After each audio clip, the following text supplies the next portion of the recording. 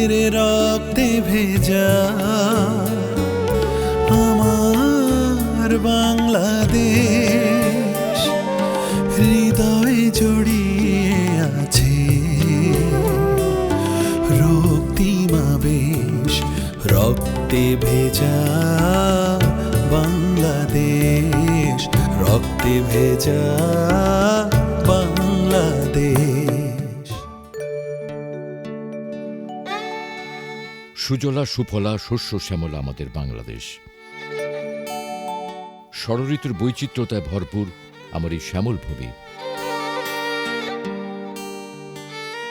ঋতুর পরিক্রমায় আসে শীত, আসে বসন্ত।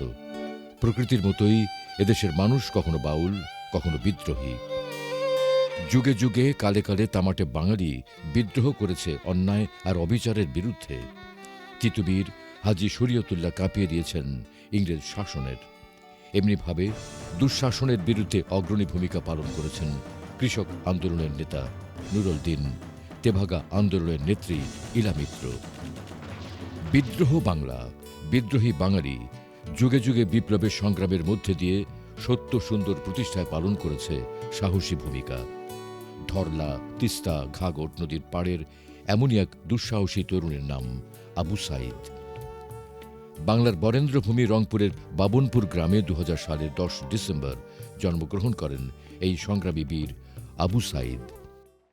আবু সাইদ একটা প্রতিভাবান ছাত্র এবং সে একটা উজ্জ্বল নক্ষত্র। সে অত্যন্ত ভালো ছাত্র ছিল এবং ভদ্র এবং শান্ত ছিল। তবে তার ভিতরে লুকায়িত অনেক প্রতিভা ছিল, যেটা আমি আগে থেকে টের পেয়েছিলাম। তার বাড়ি কাছে আমার বাড়ি, আমার থাকার জায়গা থেকে তার কবরটা মাত্র 20 হাত দূরে। গেটটা খুললেই আমার এই সন্তানের কবরটা আমি দেখতে পাই। সে ক্লাসে সবসময় প্রথম হতো, তার খাতায় আমি কলম বসাতে পারতাম না। 2010 সালে সে যখন তাদের রেজাল্ট হলো প্রথমে সমাপনীর, ইংরেজিতে আমার সাবজেক্টে সে 2 নম্বর কম পাইছে। আমি পরে এই খাতাটা চ্যালেঞ্জ করলাম, চ্যালেঞ্জ করে সে আবার নম্বর বৃদ্ধি হয়ে গেল, তার ফলে সে বৃত্তি পাইল। তার বাবার নাম মকবুল হোসেন, মায়ের নাম মনওয়ারা বেগম। মা বাবা ও ভাই বোনের আদর সোহাগে বেড়ে ওঠেন আবু সাইদ। ছোটবেলা থেকেই আবু সাইদের লেখাপড়ার প্রতি ঝোঁক ছিল। বাবা মায়ের স্বপ্ন ছিল আবু সাইদ লেখাপড়া শিখে অনেক বড় হবে। সেই স্বপ্ন নিয়ে বাবা তাকে ভর্তি করে দেন স্কুলে। আবু সাইদের লেখাপড়ায় প্রথম হাতে করি জাফরপাড়া সরকারি প্রাথমিক বিদ্যালয়ে। এই বিদ্যালয় থেকে 5ম শ্রেণীতে বৃত্তি লাভ করেন তিনি। তারপর খালাসপীর উচ্চ বিদ্যালয় থেকে কৃতিত্বের সঙ্গে এসএসসি পাশ করে ভর্তি হন রংপুর সরকারি কলেজে। আবু সাইদ ছিলেন একজন মেধাবী ছাত্র। বাবা ছিলেন একজন কর্মজীবী মানুষ। অভাবের সংসারে সন্তান সন্ততি নিয়ে হিমশিম খাচ্ছিলেন তিনি। তাই পড়ার খরচ চালাতে কষ্ট হতো তার। ক্যানাল ফলে বৃত্তি পাইছিল, পায়া ওই সরকারি বিদ্যালয়ে ভর্তি হয়। ওখানে পরীক্ষা দিয়ে গোল্ডেন প্লাস পাইছিল, বা সেই রংপুর যা সরকারি কলেজে ভর্তি হয়। রংপুর আসি রোকেয়া ভার্সিটির পরীক্ষা দিছে, ওখানেও টিকছে। তে ওখানেই আসিল তখন থেকে। এই থাকতে থাকতে দেখেন লেখাপড়া ভালোই করলি, টিউশনি করে করে পড়াছে, আমিও কিছু খরচ দিস না। ছেলে এদের কোটা আন্দোলন আসে, এ তো মারাই গেল। তা আমি কোথা থাকি যে আসি, বাড়িতে আসি গোসল করে ভাত খাই আর রেস্ট নিছি। পরে এই ছেলে আসি কথা আব্বা করে বেলে কে বেলে আবু সাইদের বেলে কি হয়েছে, কি হয়েছে? হাই তো বারে দেখি ওই বাড়ির রাঙ্গার বউ, তাই যে কান্দছে কি রকম। আরে আমার ছেলে যদি কিছু হয়াই থাকে তা মানুষ কেন কান দিবি? পরে শুনি যে গুলি খায় মারাই গেছে। এত অত্যাচার, রাতে তো মারি দিবে দেখবি। এ গোর খুঁড়বি কে? আমরাই খুঁড়বো, ভেগুতে খুঁড়বি, বুঝছেন? এই ছেলে কবলা করা হলো যে মানুষ ঘুমোর থাকি তো 8টার সময় উঠেই না। এই গাও পাও সত্যি সত্যি কত না বাবা 8টার সময় দাও। তো রাজি হলো। পরের দিনে কোনো মানে কবর আস্তে আস্তে খোঁড়ো,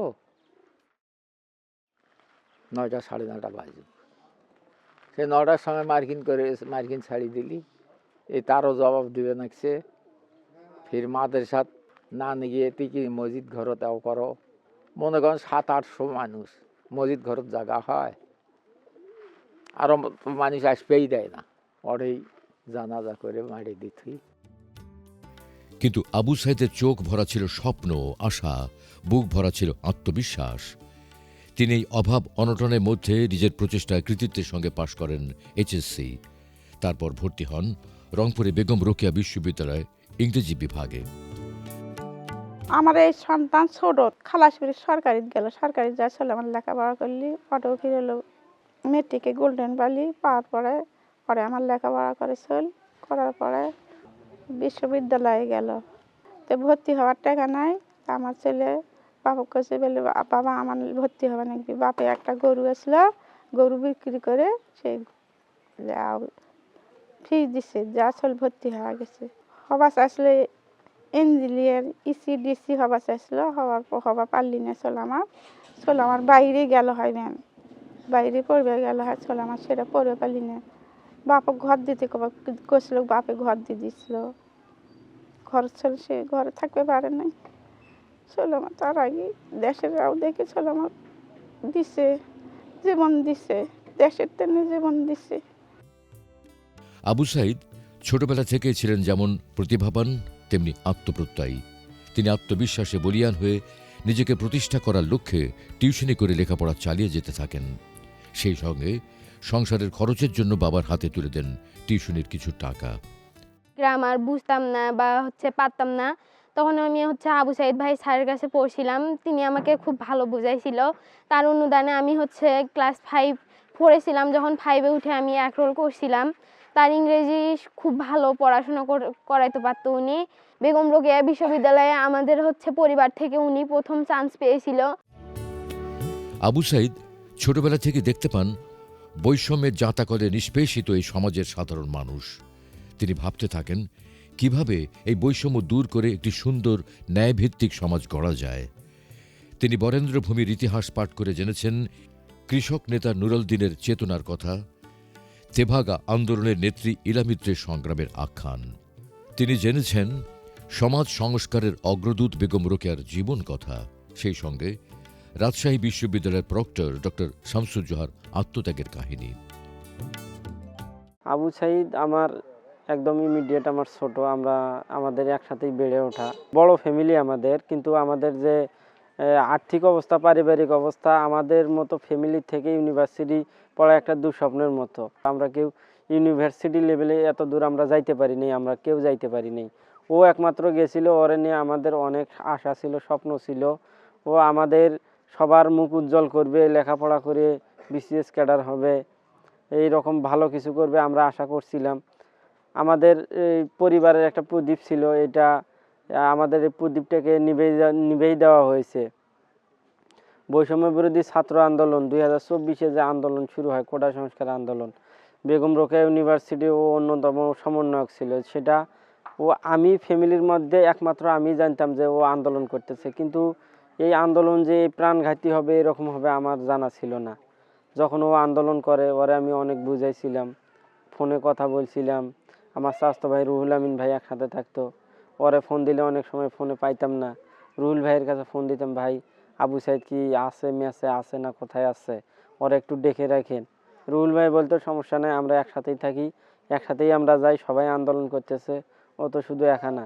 কিন্তু ও যে সমন্বয়ক ছিল এটা আমি জানতাম না। যে কোনো অন্যায় দেখলে ওই প্রতিবাদ করতো, সেই হিসাবে আমি দেখতাম, স্বাভাবিকভাবে দেখতাম যে আসলে ও তো ছোট থেকে প্রতিবাদী, ওই প্রতিবাদ তো অন্যায়ের বিরুদ্ধে করবেই। আচ্ছা করুক, ইউনিভার্সিটির ছাত্র ও যদি প্রতিবাদ না করে কে করবে?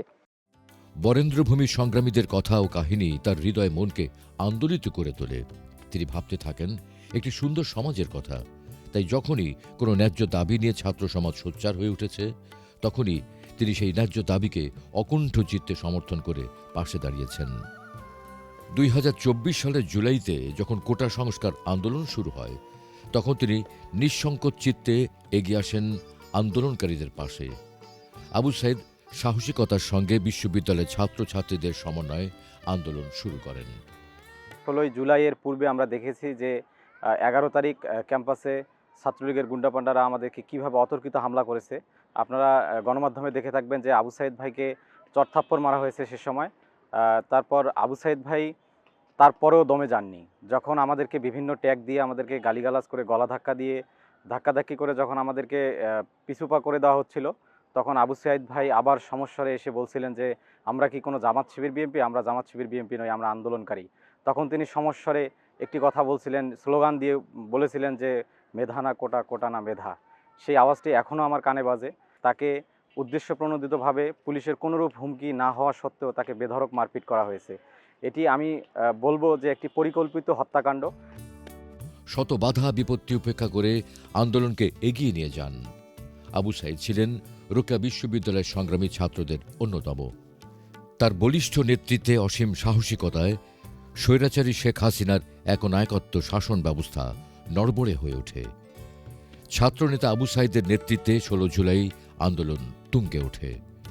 এই দিন দুপুরে বেগম রোকেয়া বিশ্ববিদ্যালয়ে কোটা বিরোধী আন্দোলনকারী শিক্ষার্থীরা মিছিল নিয়ে শহরের লালবাগ এলাকা থেকে ক্যাম্পাসের দিকে যায়।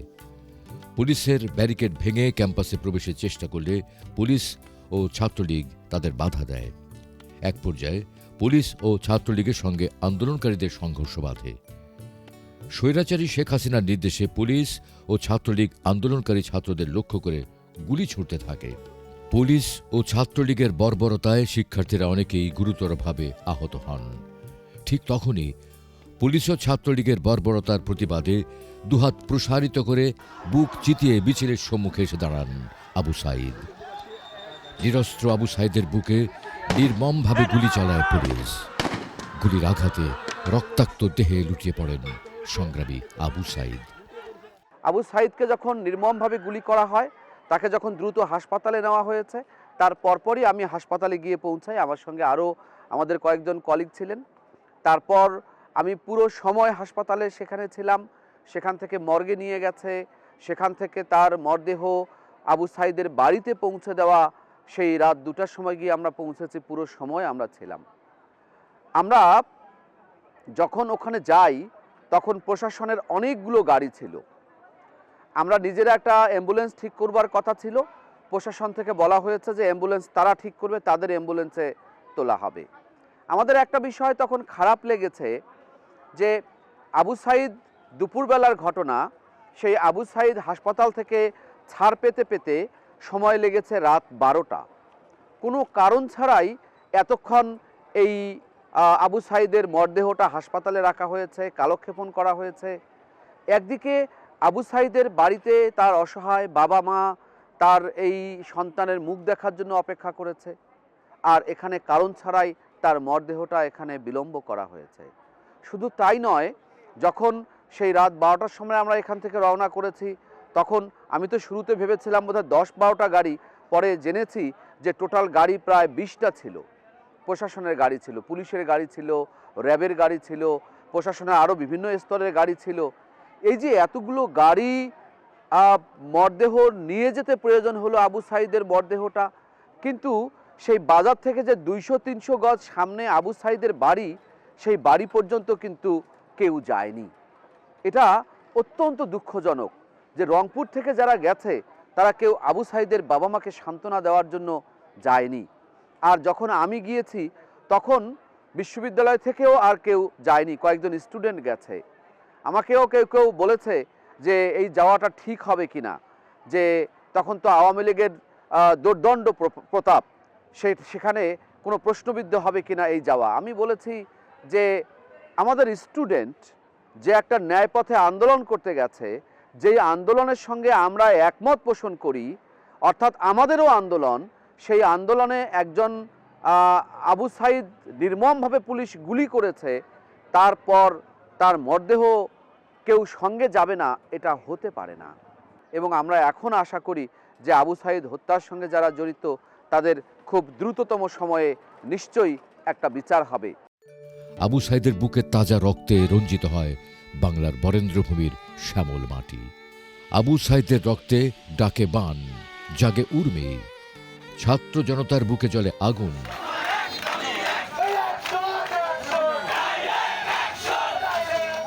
কেঁপে ওঠে স্বৈরাচারী শেখ হাসিনার মসনদ। সংগ্রামী সহযোদ্ধারা গুলিবিদ্ধ আবু সাইদকে বাঁচানোর লক্ষ্যে মৃত্যু ভয় উপেক্ষা করে এগিয়ে আসেন। পুলিশের বাধা অতিক্রম করে চিকিৎসার জন্য তাকে নিয়ে যান রংপুর মেডিকেল কলেজ হাসপাতালে। কর্তব্যরত চিকিৎসক আবু সাইদকে মৃত বলে ঘোষণা করেন। আমরা একসঙ্গেই বড় হয়েছি, আমরা একসঙ্গেই মাঠে কাজ করতে গিয়েছি, আবার স্কুলে গিয়েছি। যখন প্রথম আন্দোলনটা হয় আমাদের ম্যাচ থেকে আমরা প্রায় 12-13 জন আমরা তার সাথে যাই, ক্যাম্পাসে আমরা আন্দোলন করি। ক্যাম্পাস থেকে মডার্ন মোড়ে আমরা যাই। 16ই জুলাই আমরা আন্দোলনে যাই। আন্দোলনে যখন আমরা ও সামনের সারিতে যখন পুলিশ তাকে নিরস্ত একজন মানুষকে যখন পুলিশ গুলি করলো, জানতে পারলাম যে আমার ভাই আবু সাইদ শহীদ হয়েছে।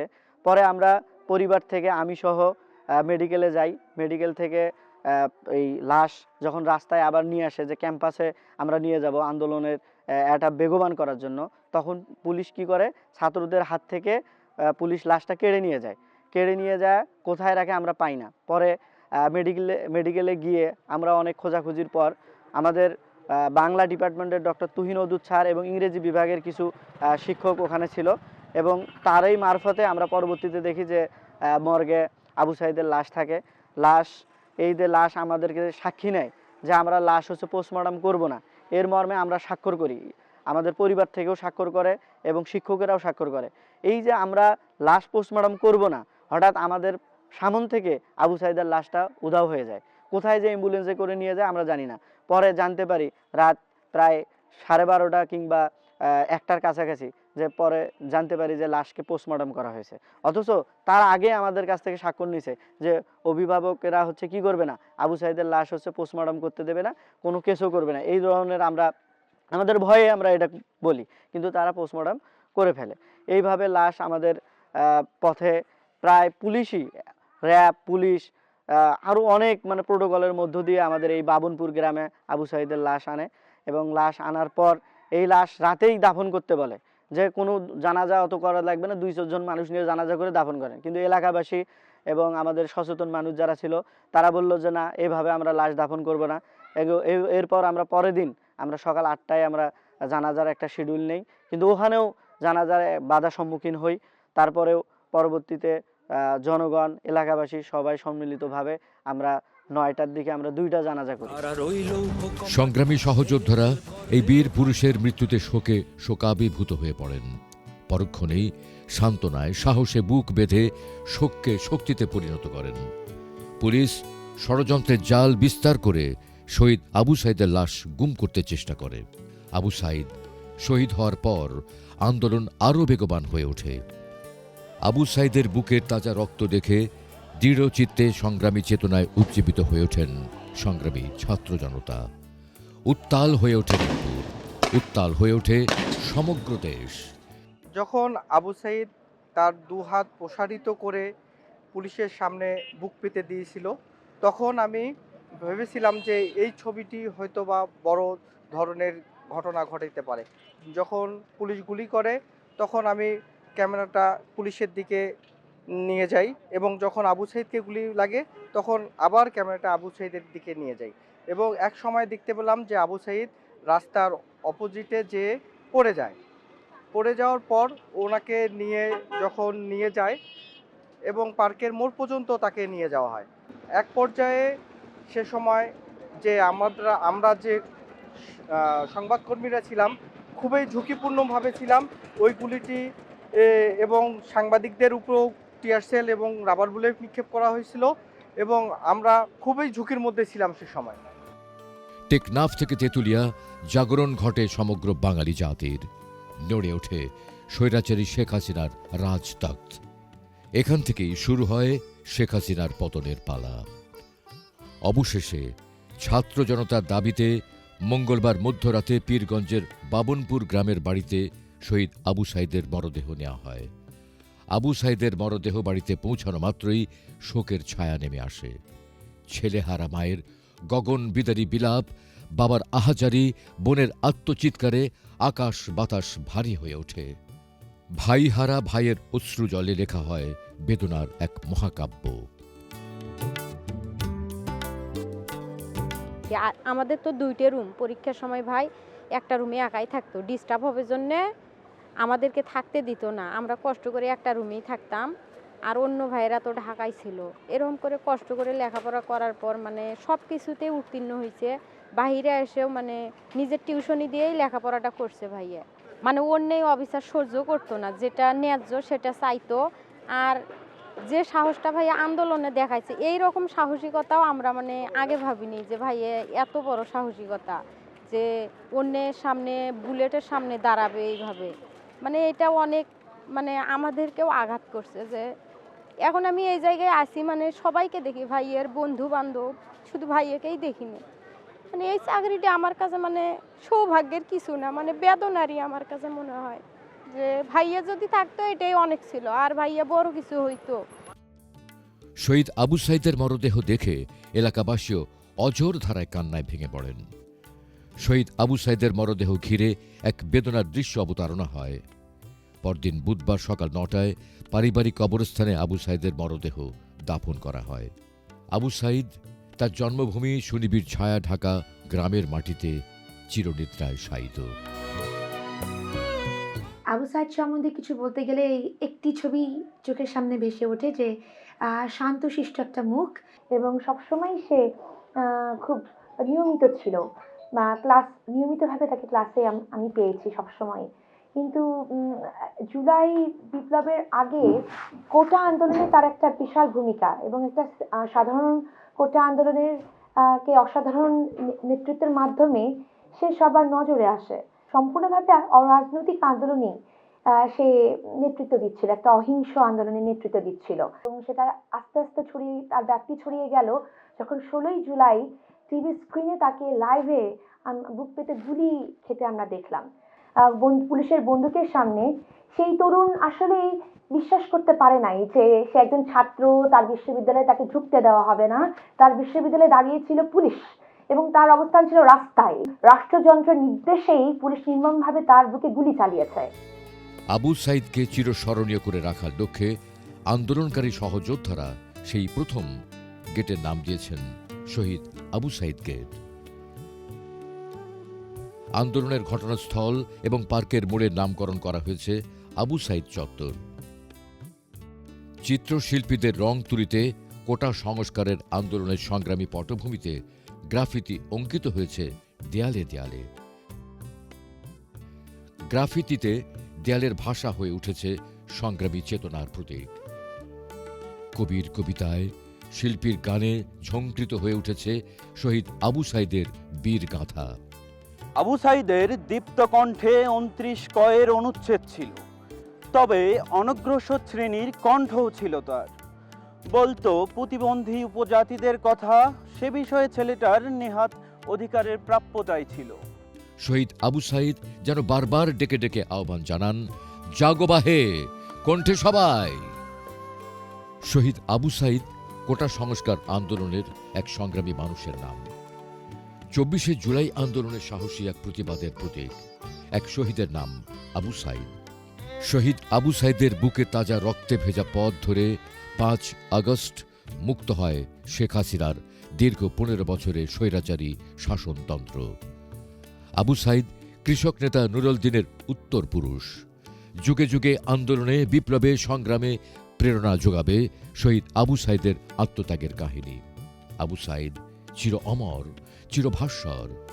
আকাশের নক্ষত্র হয়ে দিকহারা নাবিককে দেখাবে পথ। পাখির গানে, নদীর কলতানে, কবির কবিতায়, শিল্পীর গানে ঝঙ্কৃত হবে আবু সাইদের নাম।